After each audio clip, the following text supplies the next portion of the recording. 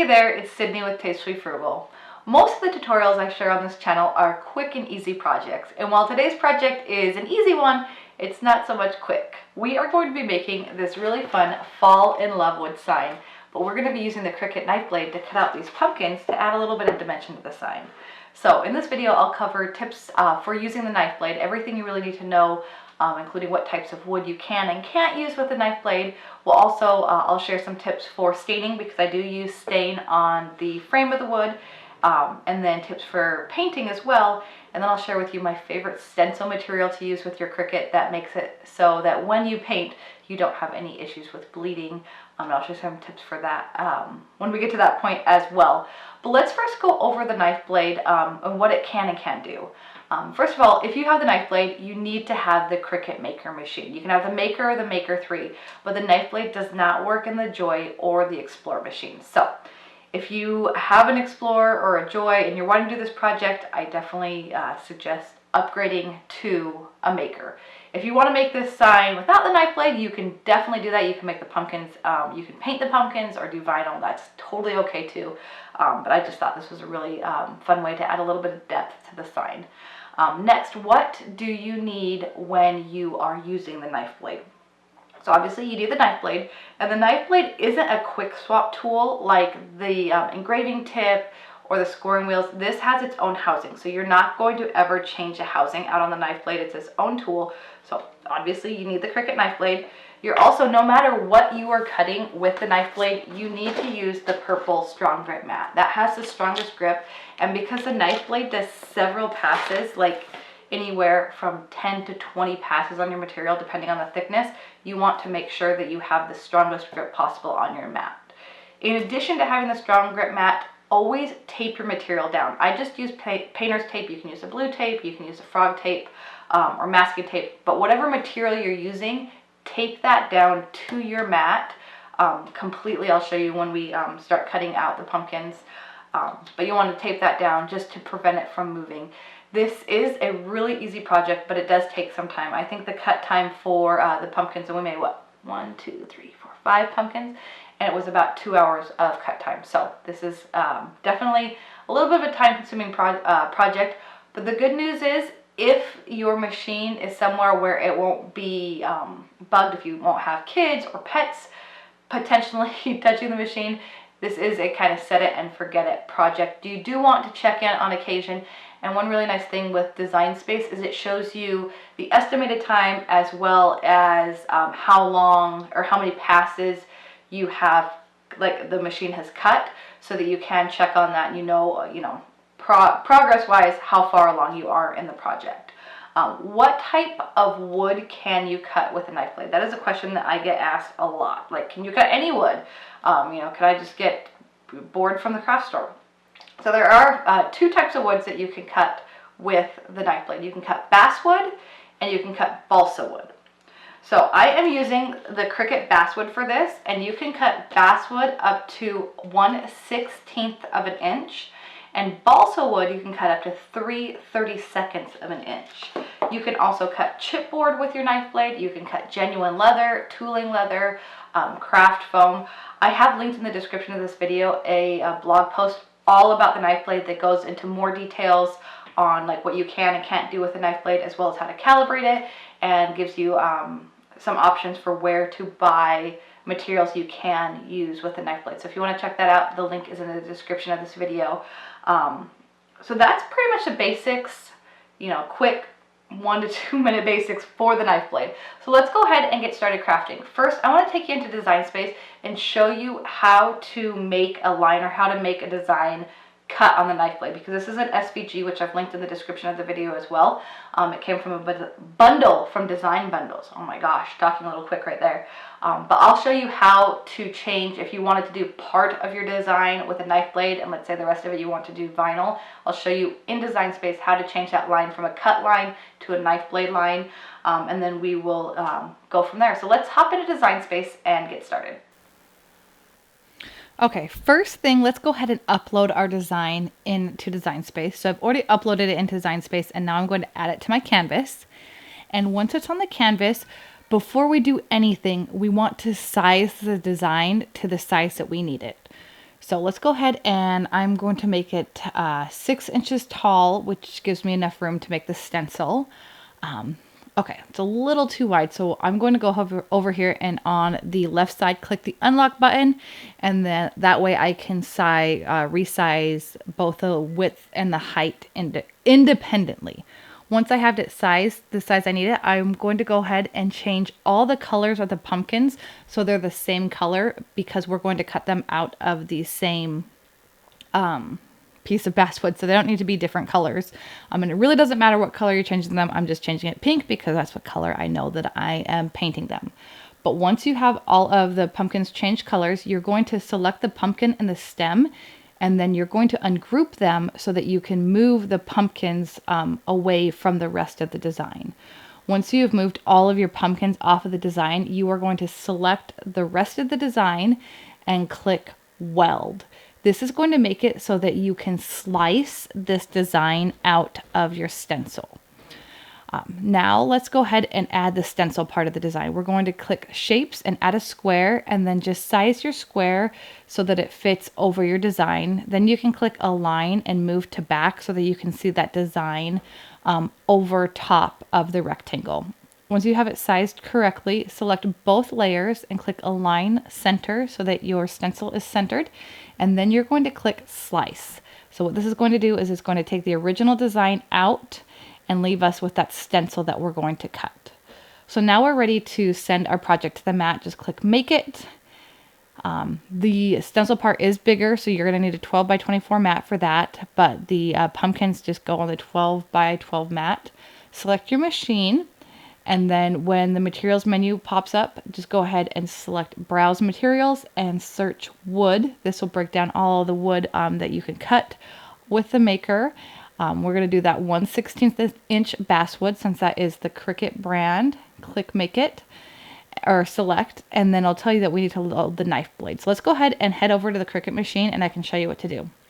So here is our knife blade. We're going to load that into the machine. We're going to load it into the B clamp, the same one that the fine point blade is in. And as you can see, I've already taped down my basswood on all 4 sides with the painter's tape. And then just let your Cricut do its thing. This, like I said, process takes about 2 hours. So just keep an eye on it. You don't have to be there watching the cut the whole time. I know that can be a long time. Or if you want an excuse to hang out in the craft room for a few hours, you can. But I will say, after it's gone through about half the cuts, this says recommended 14 passes. At about 7 or 8 passes, pause it. Do not unload it, but peel that tape up to see if it has cut all the way through yet, because you might not need the full 14 passes, depending on how sharp your blade is. I've used the knife blade quite a bit, so I did need to do the full 14 passes for mine. But while that's cutting, let's go ahead and prep our wood for the stain. So we're going to use painter's tape again. Painter's tape is one of my most used non-Cricut tools in my craft room. I use it for a ton of stuff. So just go ahead and around the edges of the board that you're going to paint, put the painter's tape just around the edges. We're going to use wax paper on the center to protect it. Once you have everything painter's tape all around, use an X-Acto knife to just cut down those excess pieces of painter's tape so that you have access to the insides of that frame. I got this frame board from DIY for Days, but you can get these at any hobby store. I've linked it in from Amazon as well in the description of this video. Once you have your paint or your painter's tape set, then you're going to go ahead and put you're going to open up your stain. So I'm using the Jacobine from Minwax. Shake it up for a good 15-20 seconds, and then you're going to either use a paint can opener. I couldn't find mine, so a flathead screwdriver works just as well, and just work it around underneath the outer lip of the can to open up your can. Now here's a tip. Before you start painting, take a nail and a hammer, and on the inside of that, just hammer the nail in so that you have a little hole. Do it on both sides. That way, when you put your lid back on your stain, it doesn't splash up everywhere. But now we are ready to stain. And I have put a piece of wax paper, like I said, on the center of the board to protect that center board from getting stain on it. And I am just using a cheap microfiber cloth that I got from Harbor Freight. I think it came in a 4-pack for like $2. They do make staining pads that you can get at the hardware store too. Use whatever works best for you, but I do recommend having gloves on so that your hands don't get stained. Also, open a window when you're staining, or do it in a well ventilated area, because the stain can be rather smelly. That's one thing I like about chalk paint. It doesn't have a strong odor, but this stain does. I'm only going to do 1 coat of stain on this because I feel like it's already pretty dark, but you can do as many coats as you want. And as you can see, the wax paper here saved that center part of the frame quite a bit. Once your wax is dry, or once your stain is dry, it really only takes maybe 20 minutes to dry. Go ahead and remove the painter's tape, and then we're going to paint the face of that board. As you can see, we did get some stain underneath the painter's tape, which is totally fine because I'll show you with this linen white, this Starcraft chalk paint, how good the coverage is. It covers up that bleed from the stain with no trouble at all. Now, when you're painting, you want to always paint with the grain of the wood. So this grain goes left to right, not up and down. So we are painting left to right. And another great thing that I like about the Starcraft paint is how easily it cleans up. You can see I was fixing a little bit when I got on the frame there. If you catch it when it's wet, just use a wipe, and you can wipe it right off, and it's easy to clean off. The coverage, like I mentioned, is amazing. We're just about done with the first coat here, and as you can see, it covers the wood really well, and it dries super fast. By the time I was done painting the first coat, I was able to start the second coat. So really you only probably need maybe 10-15 minutes in between coats to dry. Granted, I am painting in Arizona and it's still rather warm, so in the wintertime you might need to let it dry a little bit longer. But I only did 2 coats of the white on the board, and I feel like it had great coverage, and it did cover up all of those the stain that got on the face of the board. But once we have everything painted, if you're doing this at the same time as your machine is cutting, you should. All right, so let's head back to our Cricut machine. And I did do the full 14 passes. And as you can see, the pumpkins are cut out. So I do check before I unload the mat, just in case if you need to do an extra pass or 2. Don't hit that unload button unless you're sure that they have fully cut out. And then you'll just remove the painter's tape from around your board, and then slowly pull the board up. Some of the pumpkins may pop out easily, but because there are some smaller pieces, make sure that you are being very careful when you are removing the pumpkins off of the mat. And now it is time to paint our pumpkins. So here's what I do when I am painting things that I don't need to see the back of, but I still want the sides painted. I just raise them up a little bit. I'm using lids from dollar store jars, and then dollar store jars themselves, using a little bit of painter's tape and taping the pumpkins onto the jars and the lids so that they don't move. And then I'm just going to use the Starcraft chalk paint and blush to paint these. This blush is a perfect fall color. This and navy, I think, are really great fall colors, which the navy is what I'm going to do the letters in. But the brushes that I'm using for this come in a set. You might have seen me using the bigger ones when I was painting the white on. This set I got at Walmart, and it has been great. It comes with 15 different brushes, and they're in all different sizes. And I've used several of them for the paint projects that I've worked on, and I really like them. They hold up well, they clean easily, and they have soft grips, so they're pretty easy to use. But go ahead and just paint those pumpkins. You can paint along the edges of them. Make sure that you don't get too much paint in between, like the seams. If you do, use your paintbrush to kind of brush that out along the edges. And I only did 1 coat of the pink on here, and then I just touched up any spots that I didn't think were bright enough.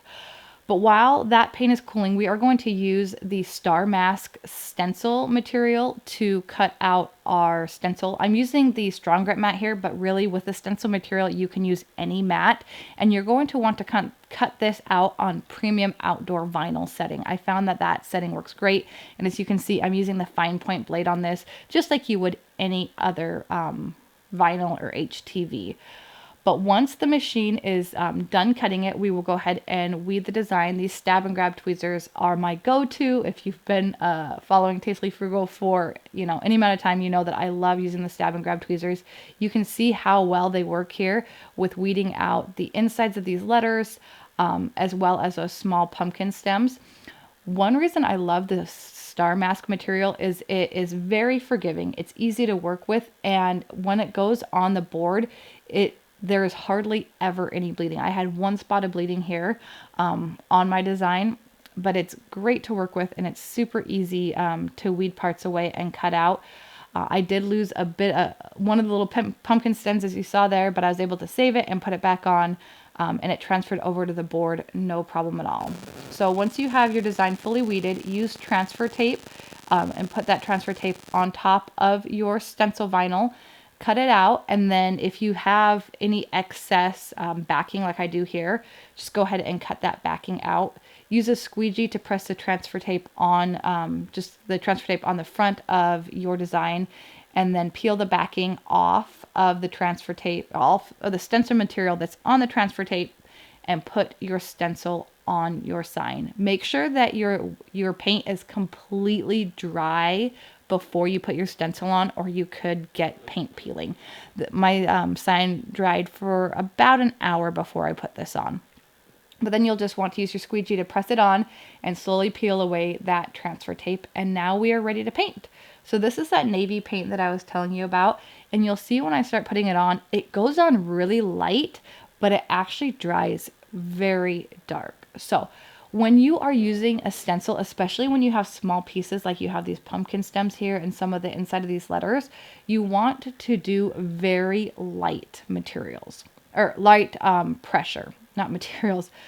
You don't want to soak the paint on there. Just do very light strokes, and if you have to do multiple layers, you can. I did do 2 layers on this, but as you can see, as it dries, it does dry thicker.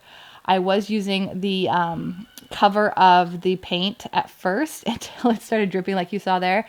I like to use as much of the paint as possible without having to throw any of it away. But then just continue to dip the paintbrush into the jar and slowly work your way around the whole sign until you have it covered. When you are doing a stencil, you want to make sure that that first layer is completely dried before you do your second layer on.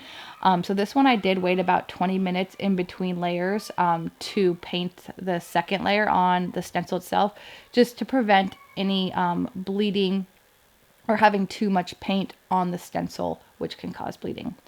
But then let it dry again for about 20 minutes, and then just peel away your stencil. You can see how easily it peels away and how crisp those lines are.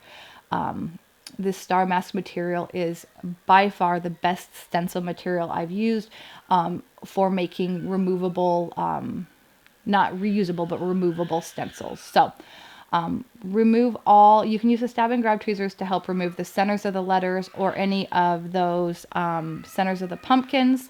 And then we are ready to put our pumpkins on our sign. So let's go ahead and just finish removing the last few pieces of the stencil material, and then we'll put the pumpkins on.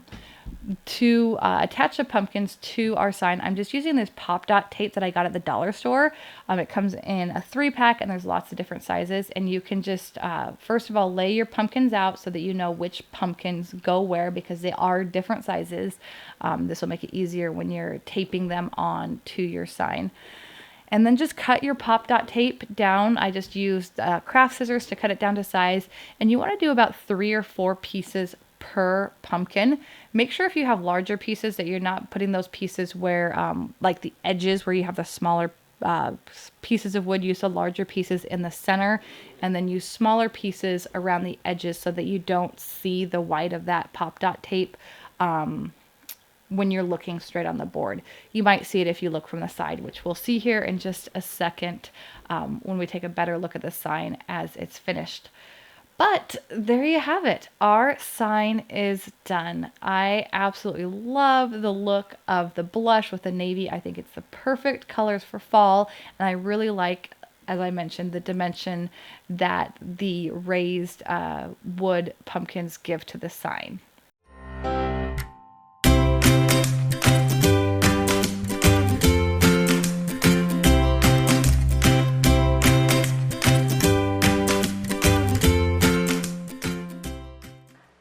I really love the uniqueness that the knife blade brings to projects. You know, it's really easy to get an SVG, upload it to Design Space, cut it out of vinyl, or, you know, make a stencil and paint it onto a sign.